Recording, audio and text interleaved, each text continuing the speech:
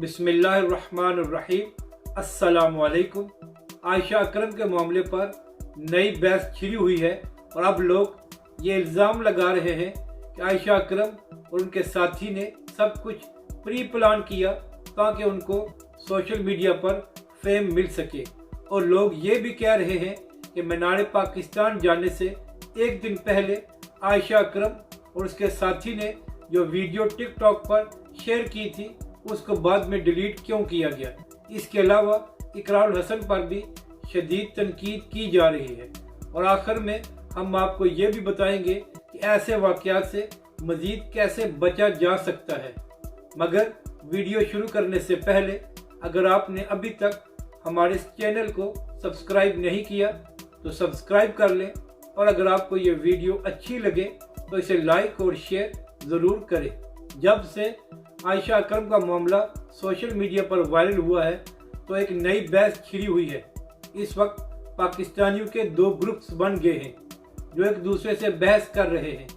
कुछ लोग ये कह रहे हैं कि आयशा अकरम ने ये सब कुछ प्री प्लान किया है ताकि उनको फेम मिल सके और टिकटॉक पर उनके फॉलोअर्स भी बढ़ सके, जबकि दूसरी तरफ लोग ये कह रहे हैं कि कोई भी वजह हो मगर इस किस्म की दरिंदगी का जवाब नहीं बनता था और ऐसे लोगों को सजा देनी चाहिए।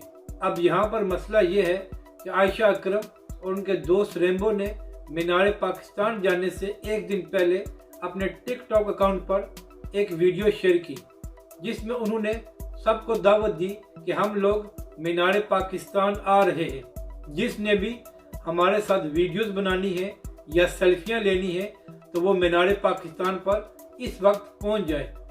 तो इसलिए आप उस वीडियो में भी देख सकते हैं कि जब ये दोनों उस जगह पहुंचे हैं तो बहुत से लोग वहां पर पहले से जमा थे।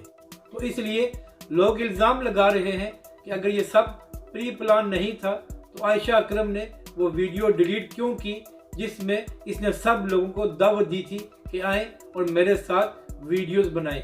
लेकिन यहाँ पर मसला ये है कि उसने वीडियोस बनाने की दावत दी थी, अपने साथ बदतमीजी और दरिंदगी की दावत नहीं दी थी। अब इसके बाद लोग इकरारुल हसन पर तनकीद कर रहे हैं कि वो क्यों इसके घर गए हैं और इसके साथ वीडियो बनाई है जिसकी वजह से पाकिस्तान की बदनामी हुई है। तो सवाल ये है कि जो कुछ उन लड़कों ने मीनार पाकिस्तान पर आयशा अकरम के साथ किया तो क्या उससे पाकिस्तान की बदनामी नहीं हुई थी।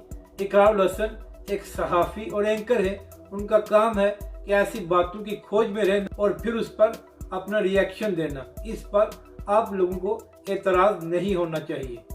अब सवाल ये पैदा होता है कि आइंदा ऐसे वाक़यात से कैसे बचा जा सके। तो हुकूमत को सबसे पहले इन टिकटॉक स्टार्स पर पाबंदी लगानी चाहिए कि ये अवामी मकामात पर जाकर नाच गाने की वीडियोस शूट नहीं कर सकते। और अगर ये लोग नाच गाने से बाज नहीं आ सकते तो अपने घरों में वीडियोस बनाएं, किसी को कोई मसला नहीं होगा। क्योंकि जब भी ये लोग इस किस्म की वीडियोस अवामी मकामात पर बनाएंगे तो फिर ऐसे मसाइल सामने आते रहेंगे और फिर पूरे पाकिस्तान की बदनामी भी होगी।